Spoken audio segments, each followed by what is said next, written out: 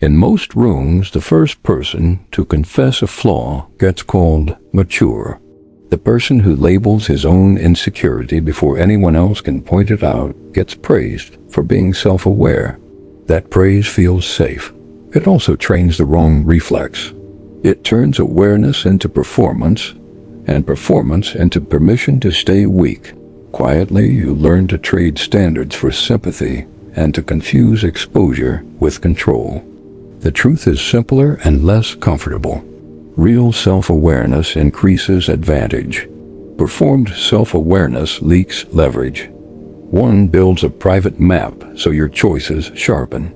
The other builds a public script so your audience forgives you. Only one is strength. You will recognize 4 traits that get marketed as sophisticated. They claim to signal maturity. In practice, they invite control, lower status, and slow growth. Fix them, and your presence changes. Keep them, and you will keep explaining yourself to people who stopped listening a long time ago. The first pattern is the reflex to preempt with disclaimers.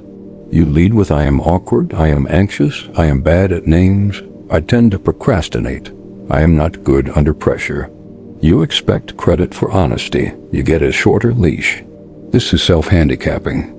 In the literature, it shows up as a strategy to protect ego from failure. You lower expectations so any average outcome looks like progress. The price is predictability. People take you at your word and treat you as a fragile case. You think you are lowering the target so you can relax. Instead, you build an identity that narrows you. Epictetus drew a clean line. Focus on what is in your control. Remove your story about it. A disclaimer is a story. It tells your nervous system to keep the pattern. Brains update by prediction error. When you predict that you freeze in conversation, your body prepares to freeze. That makes the next freeze feel accurate. The loop closes. You are not lying. You are instructing your own system. There is another effect. Public disclaimers move the burden of interpretation to your audience. You ask them to factor your label into everything you do. That is a request for management.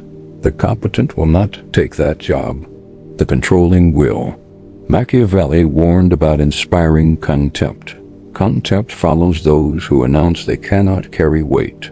Strength is not silence for its own sake. Strength is precision. Name the behavior in private. Adjust the behavior in practice. Drop the identity label in public. Awareness without control is theater. The correction is not complicated. Swap identity statements for behavioral statements. Replace "I am" with "I did" or "I will." Track the cost clearly. Guilt is about actions. Shame is about self. Guilt creates change because it is targeted. Shame locks you in because it is global. Keep the target small and real. If you need one external sentence, use this one. Here's what happened. Here's what I will do differently. Then do it. Do not repeat the speech. Each repetition trains your brain to value the speech over the fix. The second pattern is compulsive accountability performance. The public apology for minor errors. The dramatic self-correction. The long posts about how you are learning and unlearning. You are told that high ownership is high status. That is true when the ownership is silent and the correction visible.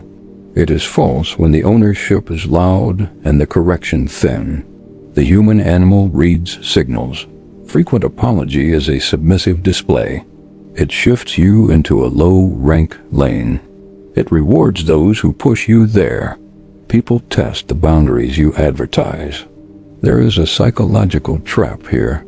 Many use apology to regulate anxiety, not to restore order. The momentary relief hits like a drug. Cortisol drops. Dopamine rewards the confession. The brain anchors to the ritual. Over time, you build a habit of saying sorry to feel safe, not to fix anything. You also create what Robert Trivers called false self-deception. You convince yourself that the speech equals the change. It does not. The ledger does not move. Marcus Aurelius wrote it in one line. Waste no more time arguing about what a good person should be. Be one. In practice, that means you repair quietly. You do not swear growth.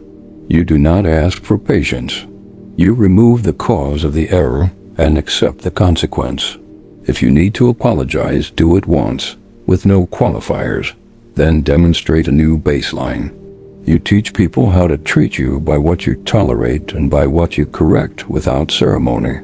This is not hardness for status theater. It is control. Chronic apology externalizes your standards. You become easy to manage and easy to manipulate.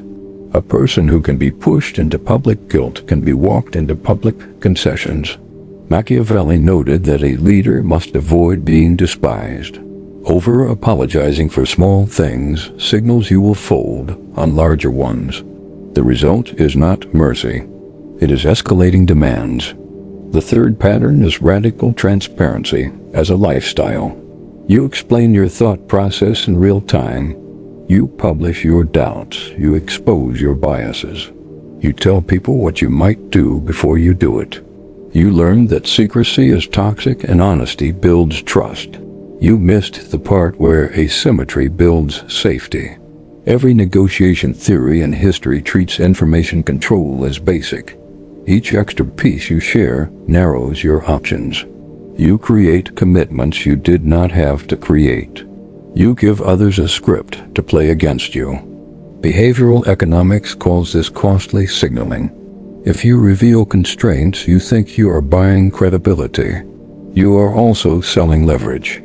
The person across from you has less friction. They know where you will bend. They know what words activate your values. They know which reasons you accept. Your identity becomes a control panel, not because they are evil, because the path of least resistance is the one people take.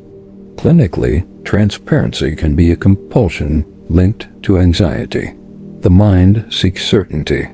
It tries to control how others see you by filling in all the blanks. The attempt backfires. The more context you dump, the more angles you create for people to misread you or box you in. Kahneman mapped it as the illusion of transparency. You think others see your intent. They do not. They see your disclosures and match them to their incentives. The correction is simple and rare. Use calibrated honesty. Tell the truth that is relevant to the decision at hand.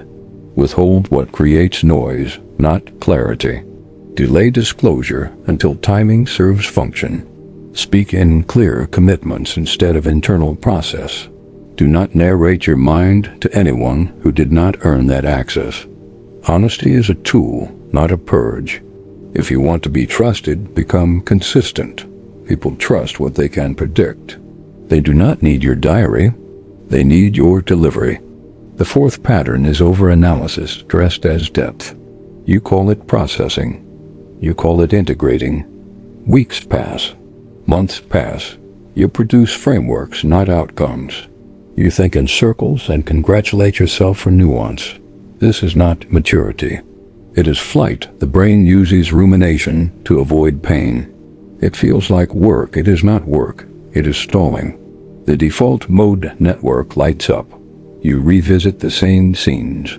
You get the same answers. Meanwhile, real constraints harden around you. There is a reason cognitive behavioral methods target thought loops with behavior. Action produces data the brain cannot ignore. Prediction errors force an update. Analysis without action feeds itself. It selects evidence that justifies more delay. Nietzsche wrote that thought must serve life, not the reverse. If your insights do not change your standard week, they are decoration. There is another layer. Many outsource to labels that keep them stuck. Personality tests, pop diagnosis, relationship scripts. These can be useful as lenses. Used as identity, they shut down range. You begin to speak like this. I cannot do X because I am Y, or my attachment type makes me do Z. That is not self-awareness. That is learned helplessness in academic clothing. Seligman showed the effect decades ago. Expect no control, and behavior drops even when exits are available. The correction is to set a bias toward movement with explicit constraints. Make decisions on a clock. Set a small reversible test. Measure the result, then adjust. When the stakes are high, use ad primortem privately. Imagine the failure, list the most likely causes, and build one counter for each cause. Then move. Thought serves choice. Choice serves standard. Awareness without control is theater. Across all 4 patterns, the common flaw is simple. You made self-awareness about display. Real self-awareness is private leverage. It is what lets you see your impulses before they hit your mouth. It is what lets you detect your triggers before someone else presses them. It makes you boring to manipulate and hard to read until you choose to speak. That is why it scares people who like easy marks. Philosophy has been honest about this for a long time. The Stoics taught indifference to what you cannot control and discipline toward what you can. They did not teach emotional exhibition. Machiavelli taught appearance management, not because deceit is a virtue, but because human perception is a battlefield, whether you accept it or not. If you voluntarily lower your armor in the name of being seen, you will be seen. You will not be respected. Psychology is not the enemy here, it is the user manual. Know the spotlight effect. People think about you far less than you imagine. So stop filling their head with reasons to downgrade you. No impression management. It is always on. Choose what you present on purpose. No prediction error and reinforcement. Your brain becomes what you rehearse. Speak to yourself like an operator, not a victim. Name the next action. Take it. Do not narrate your fragility to an audience that benefits from believing it. There is a rule that I repeat because the opposite rule is what you were rewarded for. Private clarity. Public discipline. Private clarity means you know your patterns in detail. You track your tells. You note what environments break your standards. You measure your sleep, your diet, your focus windows, your stress loads, and your error rates. You keep those numbers to yourself, and you adjust your strategy in silence. Public discipline means your words are few and your delivery is exact. You do not forecast your failure. You do not rehearse your apology. You do not give people a script to beat you with. This is not cold for the sake of cold. It is how you stop paying status tax. The world is full of people who call themselves self-aware because they can describe their damage. They orbit the same problems for years and call it depth. They get pity. They get community. They do not get power. You are free to join them. Or you can treat awareness as a weapon that never has to be flashed to be useful. Some of you will say that vulnerability builds connection. That is half true. Honest disclosure at the right time to the right person inside a real commitment can deepen trust. Honest disclosure to audiences, to strangers, and to people who do not share your stakes depletes you. The frame matters. The order matters. The timing matters. Generosity is not naivete. If you want proof, look at any high-functioning team. Feedback happens, yes. Public self-laceration does not. Standards are visible. Feelings are handled, but they are not a public hobby. This is not cruelty. It is professionalism. Others will say that hiding is inauthentic. That is an easy story for people who cannot regulate themselves. Authenticity is not impulse. It is congruence between principle and behavior. Marcus Aurelius again. If it is not right, do not do it. If it is not true, do not say it. There is no requirement to explain yourself to anyone who has not earned the explanation. Boundaries are not secrets. Boundaries are choices. If you replace the 4 patterns, the effects stack. Drop disclaimers and you stop training others to lower the bar. Restrict apology to real cases, and then repair, and people stop pressing you for theater. Hold information with care and your options multiply. End analysis loops with fast tests, and your life becomes a stream of closed feedback, not open tabs.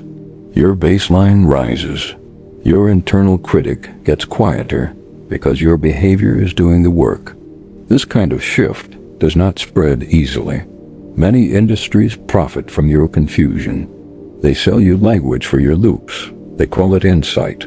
Many people in your circle want you easy to read. They call it intimacy. Many leaders want you hyper-transparent. They call it culture. None of this is illegal. It is just misaligned with your autonomy. That is why this knowledge lives in small groups. It selects for people who value control of self over approval from crowds. If you want in, act like it. Adopt private clarity. Live public discipline. Treat awareness as a tool, not an identity. Choose one of the 4 patterns you carry most. Remove it this week. Replace it with the correction, not the speech about the correction. Watch how people respond. The ones who prefer you weak will complain. The ones who run standards will get quieter around you. Your own nervous system will fight you for a while. Let it. Fight back the right way. If you are not ready, you will keep explaining yourself to people who benefit from your explanations. You will keep performing maturity to buy relief. You will keep telling the world that you know yourself while you leak leverage with every post and every preemptive confession. That path is crowded. It is comfortable. It ends in mediocrity with a large vocabulary. If you are ready, stay. This channel is not for everyone. It is for the few who are willing to trade cute labels for clean behavior. It is for the ones who can hold 2 ideas at once: compassion for self, zero reward for weakness signals. Subscribe, but only if you will use what you hear. The next pieces build on this. Private clarity, public discipline. Awareness without control is theater.